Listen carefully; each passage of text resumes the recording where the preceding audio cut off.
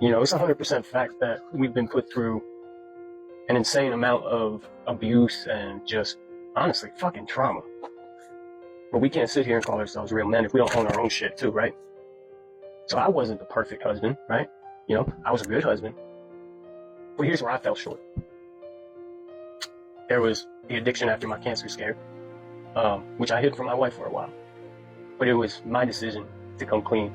And as soon as I did, I hopped online, found a place to go and got myself help and got clean. That was 2017. Since then is when I busted my ass to give her a better life. Now, once the vape businesses started, things got a lot worse. And I fully believe that she hated that I was happy and being successful, while she thought she wanted to be the stay-at-home mom and it was going to be some fairy tale and she'd be able to handle it. And guess what? It wasn't. It was a fucking job. And so I'm out there coming home in a good mood all the time, just feeling good, you know, things are going well. My family's being, you know, my family has what they need. You know, I'm doing things I never in a million years thought I would ever do. But it just seemed to piss her off even more. And I can't for the life of me figure out why what I was doing was so bad in her eyes. I mean, to this day, it baffles me. Like, she has never owned a single thing. Not a single time she put her hands on me. Not a single time she lied. Nothing. But I sit here and not only own everything I've done, but I sat there and owned shit I didn't do just to keep the peace, just to end the argument. You know what I mean? And so I don't have a laundry list of things I did wrong. I mean, it's just not there. You know what I mean? Yeah, I have a crazy past. You know, there aren't many illegal hustles that I didn't somehow get involved in. Like, as a kid, I started getting sent away to wilderness programs, labor camps, military school, all this shit, just because my mom, that's a whole different story. But I got sent to all these places where I just learned how to hustle, learn the streets, learn how to be in the streets, and learn how to do this and do that. And that's just how my life turned out, you know? Prison saved my life. I needed prison at that time. If not, I'd be dead. Not because of drugs or this or that, but because the shit I was getting into was just fucking crazy. And, you know, I'm not going to sit here and, you know, list off my charges and all this, but I had some big boy charges. And the stuff I didn't get caught for was even bigger, you know? And back in the day, I didn't care about anybody but myself. You know, it's different now.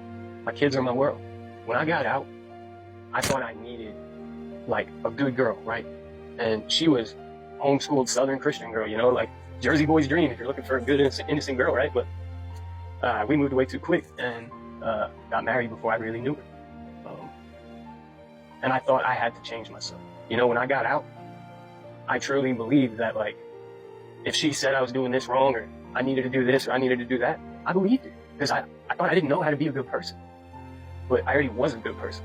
I just made some fucked up decisions.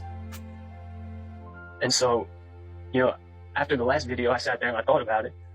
And like, I don't want to just sit up here and bitch about my ex. You know, this is a place for men that have narcissistic, sadistic exes that put them through the ringer. This is a place for them to come and hear that you're not alone and that it can change. You know, we can be happy. We deserve to be happy. You deserve to be happy. And nobody has the right to take that from you. Whatever your definition of peace and happiness is, you deserve that. And the fact that these women had the power and ability to make our lives that miserable, honestly, is just as much on us as it is them. Because we always had a choice. It was just made that much more impossible because we had kids involved. And so we sacrificed ourselves for our kids. You know, I achieved things in my life that if you would have told me 15 years ago I would have done, I would have laughed in your face. So yeah, you're tripping, bro. But I did it. Not only did I do it, I did it by myself. Like my Delta 8 brand, I didn't just launch it. I designed it. I manufactured all the products myself. I designed the labels, did the packaging, did the wholesaling, did the distributing, all while running the vape shop at the same time. You know, I was busting my ass. I was doing whatever the fuck I needed to do to give my family the life I wanted to give.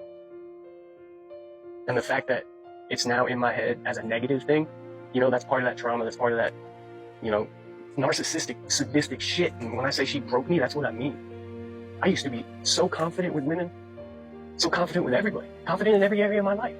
You know, I thought I could do anything. Now, there's something inside of me that makes me scared to start another business because for some reason I think it's going to fail. With women, I'm petrified to let them in. I'm petrified to even take the next step with them because I got married to one before I saw who she really was. So now I want to creep, relationship. It ain't take it slow. Just let's creep until I really know who the fuck you are.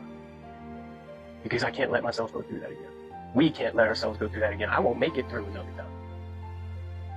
And it's hard to swallow because I'm a shell of the person that I used to be. And as easy as it is, as it would be to sit here and do a million videos talking shit on her, we all could have left or done something, got separated, got a guardian ad litem, whatever it's called, to make sure everything's peaceful. There were options out there. As men, we got to fix it ourselves. We always think, all right, well, let me just do this. Let me just do this. I got this. We're logical thinkers. Women are emotional thinkers. Men are logical thinkers. When we see a problem, we think, okay, how can we fix it? That's why in arguments, a lot of times, in my experience, in arguments, logically thinking, okay, what's the problem? Let's sit down, figure it out, and move on. We're supposed to be married, best friends, right? That couldn't happen. I don't know about y'all. For me, I tried with every confrontation. All right, pump the brakes. I tried, okay, let's come back to this later. I tried, all right, I'm gonna go for a drive, chill out. I tried everything, and it just didn't work. But it takes two to tango. So, as many videos as I put on here, I don't ever want anybody saying or thinking, I'm just talking shit on my ex. Because we all played a part in it too, and we all had a choice the whole time. And our past doesn't define who we are. And that's something I'm still struggling to grasp. Because there's a lot of times that I struggle thinking, am I really who I am today? Or am I really the old person pretending to be who I am today? And I know a lot of you can feel me on that. And I still don't know. I just take it day by day, try to be the best person I can, be the best father, and put it in God's hands. Whatever happens, happens. But I just want this to be a place of support for all men going through some crazy shit with some narcissistic, sadistic exes. That's all I got for you today. Hope y'all had a good one. By the way, I stepped on a yellow jacket nest cutting a tree down yesterday. I had 100 of them motherfuckers all over me. I got stung like 60 times. I'm in a lot of pain. So I'm gonna go take my ass back to my bed, put on a show, all that, chill, make me some dinner, and enjoy my peace and quiet that I never would have had 2 years ago. I'll have a good night.